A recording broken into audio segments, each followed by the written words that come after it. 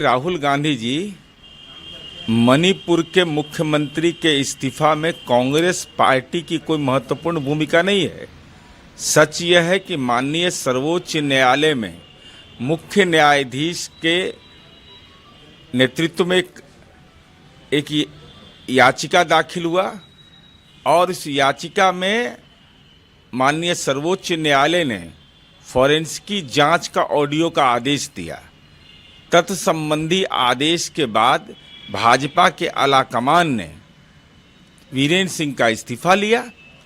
तो इस्तीफा लेना यह एक महत्वपूर्ण पक्ष है, लेकिन साथ ही साथ यह भी महत्वपूर्ण पक्ष है कि राजनैतिक रूप से अशांत मत रहिए। मणिपुर जैसे मामले में वह देश का मुकुट है, संवेदनशील मामला है, संवेदनशील राज्य है।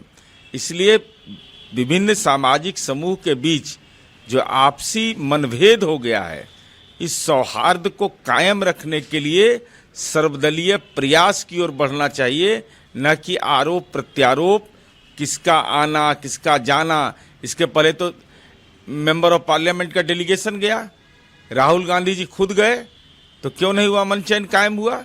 अरे अमन चैन की गारंटी करिए ना। सदन के अंदर जिस ढंग से विपक्ष की भूमिका निभाते हैं, तो कम से कम मणिपुर के मामले में सर्वदलीय भूमिका अदा करिए। जातीय हिंसा के बाद मणिपुर में वीरेंद्र सिंह के कार्यकाल को लेकर विवाद है और नोंगथोम्बम वीरेंद्र सिंह के मणिपुर के मुख्यमंत्री के कार्यकाल में कई विवादों से घिरा रहा, जो मुख्य रूप से जातीय हिंसा निपटाने, संघर्ष भड़काने का आरोप उन पर साथी जो है। इस माननीय सर्वोच्च न्यायालय में इस मामले पर पूरे तथ्यों को देखा गया और सर्वोच्च न्यायालय ने अवलोकन करने के बाद उसके फॉरेंसिक जांच का आदेश दिया। तत्संबंधी थी तो स्वाभाविक है, कौन नहीं जानता है कि मणिपुर के अंदर में जातीय हिंसा भड़की और वह देश के लिए चिंता का विषय बन गया। वह देश का मुकुट है, उत्तर पूर्व का राज्य है, इसलिए इससे कौन नकार सकता है। लेकिन मणिपुर में अमन चैन कायम हो, यह भी जिम्मेवारी है।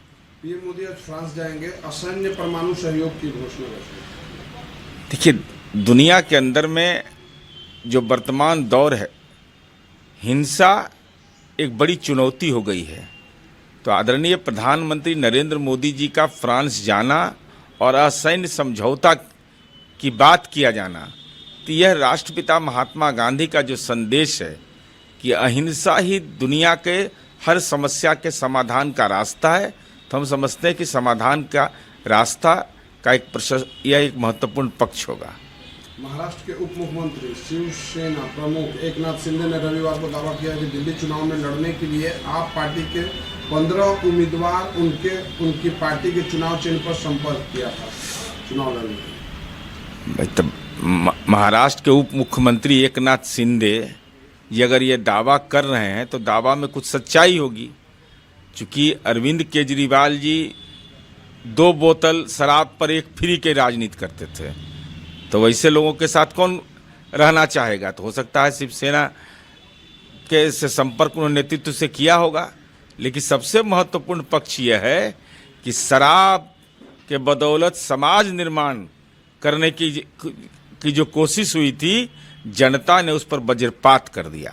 आतिशी ने तब निरित किया जब केजरीवाल की उनकी हार की साजिश विफल हो गई, अनुराग ठाकुर ने कहा। अब ये तो अपना अपना नजरिया है, लेकिन सबसे महत्वपूर्ण पक्ष है कि दिल्ली विधानसभा उपचुनाव ने 2 महत्वपूर्ण संदेश दिए कि जेल के अंदर रह करके करप्ट कोई व्यक्ति सरकार चलाएगा, यह जनता को मंजूर नहीं। 50% आबादी बेटियों और महिलाओं का होता है, शराबखोरी करवाइएगा, वह जनता को मंजूर नहीं। फ्री रेवड़ी की तरह राजकोष का धन लुटाने की बात करिएगा, तो जनता संवेदनशील है। जनता ऐसे संवेदनशील सवाल पर राजनीतिक नजरिया जो पेश किया, तो अरविंद केजरीवाल जी अब दिन में तारा नजर आ रहा है ना। सीबीआई की अगुवाई वाली एसआईटी ने तिरुपति लड्डू मामले में 4 लोगों को गिरफ्तार किया। देखिए, तिरुपति बालाजी के लड्डू के मामले में निश्चित रूप से ये एक आस्था का विषय है और विभिन्न ढंग की सूचनाएं प्राप्त हो रही थी, तो सीबीआई साक्ष्य के आधार पर गिरफ्तार किया होगा और वो साक्ष्य अगर गंभीर किस्म के हैं तो निश्चित रूप से ये आस्था पर प्रहार है। अमर उजाला जीवांजलि के सारथी की मदद लें और महाकुंभ में स्नान जरूर करें।